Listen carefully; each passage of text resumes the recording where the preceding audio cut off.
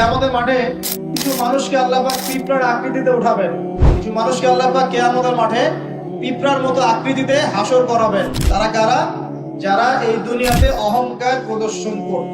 এখন জানতে হবে তাহলে অহংকার কি। আপনার গায়ের জামাটা সুন্দর, জুতাটা সুন্দর, আপনার বাড়িটা সুন্দর, এর মানে আপনি অহংকারী, এটা প্রমাণ হলো না, এটা অহংকার নয়। নবী সাল্লাল্লাহু আলাইহি ওয়াসাল্লাম বলেছেন অহংকার হচ্ছে দুটো জিনিসের সমন্বয়। একটা হচ্ছে মানুষকে তুচ্ছ তাচ্ছিল্য করা এবং সত্যকে প্রত্যাখ্যান করা। বাতারুল হাক্কি ওয়া গামতুন নাস, মানুষকে তুচ্ছ তাচ্ছিল্য করা এবং সত্য মানে আল্লাহ পাকের বিধান যেটা সত্য এটাকে অস্বীকার করা, এটা হচ্ছে অহংকার। ইবলিসের জ্ঞান ছিল না? ইবলিস কি আবেদ ছিল কিনা? আবেদ বোঝেন কিনা? আবেদ মানে যে প্রচুর ইবাদত বন্দেগী করেছে আল্লাহ পাকের। ইবলিস কি আল্লাহর ইবাদত করে নাই? আল্লাহ পাক কি তাকে অনেক উঁচু মর্যাদা দেননি? কেন তাহলে সে চিরস্থায়ী জাহান্নামী হচ্ছে? উত্তর কি? একটা আদেশ আল্লাহ পাক করেছিলেন আদম আলাইহিস সালামকে সিজদা করার। ওয়া ইয কুলনা লিল মালাইকাতি ইসজুদু লিআদম ফাসাজাদু ইল্লা ইবলিস। আল্লাহ পাক ফেরেশতা মণ্ডলী সবাইকে বলেছিলেন যে আদমের সামনে সিজদা করো, সম্মানের সিজদা করো। কেন সিজদা করতে হবে? কারণ আদম আলাইহিস সালামকে আল্লাহ পাক নিজ হাতে সৃষ্টি করেছেন এবং তাকে আল্লাহ পাক সমস্ত জ্ঞান শিক্ষা দিয়েছেন। জ্ঞানের কারণে আদম আলাইহিস সালাম এখানে সুপিরিয়র। আল্লাহ পাক ফেরেশতাদেরকে ডেকে বলছেন তোমরা আদমের সামনে সিজদা করো। ইবলিস কিন্তু ফেরেশতা নয়, সে কিন্তু জিন। আল্লাহ পাক ফেরেশতাদেরকে বলছেন সিজদা করো, মানে কিন্তু এই নয় যে ইবলিসও ফেরেশতা। ইবলিস কিন্তু ফেরেশতা নয়, সে কিন্তু জিন জাতির অন্তর্ভুক্ত ছিল। এই দলিল সূরা কাহফের মধ্যে আছে, কানা মিনাল জিন ফাফাসাকা আন আমরি রাব্বি। ইবলিস জিন জাতির অন্তর্ভুক্ত একজন সত্তা ছিল। সে সিজদা করলো না, যুক্তি দিল, একটা বাতিল কিয়াস করলো, সেটা হচ্ছে খালাকতানি মিন নার ওয়া খালাকতাহু মিন তিন। আমাকে সৃষ্টি করেছেন আগুন দিয়ে এবং আদমকে সৃষ্টি করেছেন কি দিয়ে? মাটি দিয়ে। কেন আমি আদমকে সিজদা করব? মানে ইবলিস প্রমাণ করতে চাইলো যে আল্লাহর আদেশটা ভুল, আমি সঠিক। নাউযুবিল্লাহ। আবা ওয়াস্তাকবারা, সে উদ্ধত হলো এবং অহংকার প্রদর্শন করলো। এই একটা মাত্র কারণেই সে কিন্তু চিরস্থায়ী জাহান্নামের অন্তর্ভুক্ত হয়ে গেল। তো অহংকার কি? আল্লাহ পাকের আদেশটাকে তাহলে লঙ্ঘন করাই অহংকার, এবং অন্যকে তুচ্ছ তাচ্ছিল্য করাই কি? অহংকার। ইবলিস এখানে দুটো কাজই করেছে, আল্লাহর সত্যটাকে, হকটাকে অস্বীকার করেছে এবং আদম আলাইহিস সালামকে কি তুচ্ছ করে নাই? আচ্ছা, এখন আমরা যারা ইসলাম পালন করছি আমাদের মধ্যে এখন এই সমস্যাটা দেখা যায়, এই রোগটা দেখা যায়। 5 ওয়াক্ত নামাজ কয়েকদিন পড়লেই মনে হয় যে আমি খুব বড় মুসলিম হয়ে গেছি, অন্য ভাইরা মনে হয় খুব ভালো মুসলিম নয়। একটা ইগো প্রবলেম চলে আসে না? কথাবার্তা চালচলনে একটু ডিগ্রি সার্টিফিকেট অর্জন করলে মনে হয় যে আমি অনেক কিছু করে ফেলেছি, বা এমন কিছু ভালো করেছি মানুষকে না দেখানো পর্যন্ত ঘুম হচ্ছে না। বা আপনিও একজন দিনের প্রচারক, আরেক ভাই উনিও দিনের প্রচারক, তো তাকে নিন্দা সমালোচনার ঝর্ণা তুললে ভালো লাগছে না। মানে মানুষকে আন্ডারএস্টিমেট না করলে নিজের সুপিরিয়র এই সত্যটা প্রকাশ পাচ্ছে না, এটা কিন্তু অহংকার। আর আল্লাহ রাব্বুল আলামিন অহংকারী ব্যক্তিকে পছন্দ করেন। অহংকার সম্পর্কে আল্লাহ পাক বলেছেন, এটা সম্ভবত হাদিসে কুদসিতে আছে, উলামায়ে কেরাম ভালো বলতে পারবেন, যে অহংকার আল্লাহর চাদর, এটা নিয়ে কেউ টানা হাসরা করলে আল্লাহ পাক সেটা সহ্য করবেন না। প্রিয় ভাইরা, ওয়াদা আমরা করে এসেছিলাম, ওয়াদার খেলাফ করলে কিন্তু আমরা মুনাফিক হয়ে যাব। কি ওয়াদা করেছিলাম? আল্লাহ পাক আদম আলাইহিস সালামকে সৃষ্টি করে তার পৃষ্ঠদেশ থেকে সমস্ত আদম সন্তানের যে আকৃতি, এই আকৃতি আল্লাহ পাক দেখিয়েছেন। কাকে দেখিয়েছেন? আদম আলাইহিস সালামকে দেখিয়েছেন। আদম আলাইহিস সালাম দেখছেন একটা আকৃতি, রূপ খুবই সুদর্শন, খুবই সুন্দর দেখতে। তিনি জিজ্ঞাসা করলেন, হে আল্লাহ, এই কে? নাম কি? আল্লাহ রাব্বুল আলামিন বললেন, এ তোমার সন্তান, তার নাম দাউদ। কি নাম? দাউদ আলাইহিস সালাম, নাম শুনেছেন? আদম আলাইহিস সালাম বললেন, তার হায়াত কত হে আমার রব? আল্লাহ পাক বললেন যে 60 বছর। কত বছর? 60 বছর। আদম আলাইহিস সালাম বললেন যে আমার হায়াত থেকে আল্লাহ তুমি তাকে আরো 40 বছর দিয়ে দাও। এরপরে দাউদ আলাইহিস সালামের বয়স হয়ে গেল 100 বছর। দেখেন,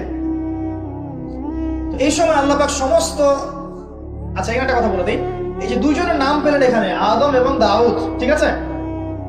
এই দুইজন নবীকেই কিন্তু আল্লাহ পাক কোরআনের মধ্যে আল্লাহর খলিফা বলেছেন। এটাও একটা কোইন্সিডেন্স, এটা একটা মিল কোরআনের। একটা কথা মনে রাখবেন যে কোরআনের একটা আয়াত কিন্তু আরেকটা আয়াতকে ব্যাখ্যা করে। কোরআনের আয়াতগুলো হচ্ছে, আমি একটা উপমা দিচ্ছি, আকাশের তারার মতো অনেকটা। আকাশের তারা দেখেছে কখনো? সময় কোথায় তারা দেখার? এখন তো ফুটবল খেলার যুগ, খেলা দেখবে নাকি ভাই?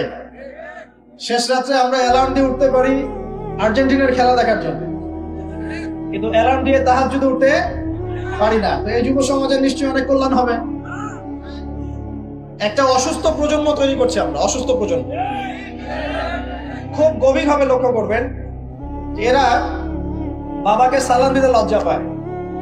কেউ সালাম দিলে ওয়ালাইকুম সালাম বলতে খুব লজ্জা লাগে, মনে হয় যে মাথা হেড হয়ে আসতেছে। বাইকের পিছনে মেয়ে নিয়ে ঘুরতে লজ্জা করে না। আর এখনকার বাইকগুলো মাশাআল্লাহ, আর আমরা তো ঢাকা শহরে থাকি, অনিচ্ছা সত্ত্বেও অনেক কিছু দেখতে হয়। এমন অনেক দৃশ্য দেখেছি আপনি বিশ্বাসই করবেন না, এটাও হচ্ছে সমাজে। গাড়ি নিয়ে যাচ্ছি, হয়তো বই পড়ছি, পড়তে পড়তে চোখটা লেগে গেলে একটু মানুষ তাকায় না দিকে দিকে, জানলা ঘুরে তাকিয়ে দেখছি যে গাড়ি নিয়ে যাচ্ছে, ড্রাইভার ড্রাইভ করছে, পিছনের সিটে এক ছেলে বসে আছে, ওই ছেলের কোলের উপরে নামিয়ে বসে আছে। প্রকাশ্যে নবী সাল্লাল্লাহু আলাইহি ওয়াসাল্লাম কি বলেন না এই হাদিসটা? কিয়ামত হবে না ততদিন পর্যন্ত যতদিন পর্যন্ত মানুষ রাস্তাঘাটে জেনা না করবে। মেলে নাই হাদিস? কিয়ামতের কোন নিদর্শনের জন্য অপেক্ষা করছেন বলেন? নবীজি বলেছেন জীবনের শেষের দিকের একটা হাদিসে, হাদিসে জিবরিল। এখানে নবী সাল্লাল্লাহু আলাইহি ওয়াসাল্লাম মাত্র দুইটা আলামত বলেছেন কিয়ামতের। কয়টা? এই দুইটার মধ্যে একটা হচ্ছে ওয়ান তারাল হুফাতাল আওরাতাল আলাতাল ইয়াশাই ইয়াতাতাওয়ালুনা ফিল বুনিয়ান। সমাজের সবচেয়ে নিম্ন শ্রেণীর নগ্ন পায়ের, মানে জুতা কেনার টাকা ছিল না, নগ্ন গায়ের মানে কাপড় কেনার টাকা ছিল না, এই শ্রেণীর মানুষ, ধনীদের কথা বলা হচ্ছে না, এই গরিব নিঃস্ব শ্রেণীর মানুষ ইয়াতাতাওয়ালুনা ফিল বুনিয়ান, উঁচু উঁচু অট্টালিকা নির্মাণের প্রতিযোগিতা করবে। মিলেছে? মধ্যপ্রাচ্যের অনেক কান্ট্রি আছে, তাকিয়ে দেখবেন। এক সময় বেদুইন ছিল, বেদুইন মরুভূমিতে থাকতো। এখন দেখবেন কনস্ট্রাকটিভ বিল্ডিংস নির্মাণে কারো 100 তলা, কারো 200, কারো 150 প্রতিযোগিতা। আমাদের ঢাকা শহরে গিয়ে দেখবেন, ঢাকার মতো বড় বড় শহরগুলো যেগুলো আছে, বাংলাদেশ হোক অন্যান্য কান্ট্রিগুলোর হোক, আর পশ্চিমার তো কথাই নাই, বিগত 100, 200, 300 বছরে এই কনস্ট্রাকটিভ বিল্ডিংস নির্মাণের প্রতিযোগিতা বেড়েছে বেশি। এগুলো আগে ছিল না। জীবনের শেষের দিকে নবী এই হাদিস বলে গেছে সাল্লাল্লাহু আলাইহি ওয়াসাল্লাম। একটা প্রশ্ন, কিভাবে নিঃস্ব একজন মানুষ এরকম উঁচু উঁচু বিল্ডিং নির্মাণ করতে পারে? 10 তলা, 20 তলা, 50 তলা, কিভাবে সম্ভব? আমার গবেষণা, ক্ষুদ্র গবেষণা হচ্ছে তিনটা পদ্ধতিতে হতে পারে। এক, যদি তার কাছে কোনো গুপ্তধন আসে, আল্লাহর পক্ষ থেকে কোনো ধন সম্পদ চলে আসে, যেমন ব্ল্যাক অয়েল, মানে ব্ল্যাক গোল্ড, বুঝতে পারছেন কার কথা বলছি? তেল, মাটির নিচে তেলের খনি পেয়ে গেলে আপনি তো মাশাআল্লাহ সচ্ছল এখন করতে পারবেন। সোনার খনি পেলে করতে পারবেন। 2 নাম্বার হচ্ছে সুদের মধ্য দিয়ে সম্ভব নিঃস্ব মানুষের বিল্ডিং তোলা। আর 3 নাম্বার হচ্ছে অন্যের সম্পদ জবরদখল করা। আমার কাছে মনে হয় এই 3টা পদ্ধতি হতে পারে, যার মধ্য দিয়ে একজন নিঃস্ব মানুষ উঁচু উঁচু বিল্ডিং নির্মাণের প্রতিযোগিতা করবে। ইয়াতাতাওয়ালুনা ফিল বুনিয়ান, নবীজি বলছেন নির্মাণ করবে এমন না, কম্পিটিশন হবে। তোমার 10 আমার 11, তোমার 11 আমার 12, তোমার 12 আমার 13। আমি সিলেট অঞ্চলে গিয়েছিলাম প্রোগ্রাম করতে গত বছর, দেখেছি মানুষ বিশাল বিশাল জায়গা জুড়ে লন্ডন আমেরিকা এই আদলে বাড়িঘর নির্মাণ করছে, আবার 1 বছর নির্মাণ করার পর পরের বছর ভেঙে নতুন করে আবার করা শুরু করছে। কত শখ, কত টাকা পয়সা মানুষের। অথচ এই ধন সম্পদের হিসাব আল্লাহর কাছে কড়াই গন্ডায় দিতে হবে না? একটা হাদিস পড়ছিলাম গতকালকেই, মনে হয় আবার পড়ছিলাম, যে গরিবরা 500 বছর আগে জান্নাতে যাবে ধনীদের চাইতে। গরিবরা জান্নাতে চলে যাচ্ছে, আর ধনীদেরকে ধন সম্পদের হিসেবের জন্য দাঁড় করিয়ে রাখা হবে। যাকাত দেওয়ার নাম নাই, উঁচু উঁচু বিল্ডিং নির্মাণের প্রতিযোগিতা চলছে।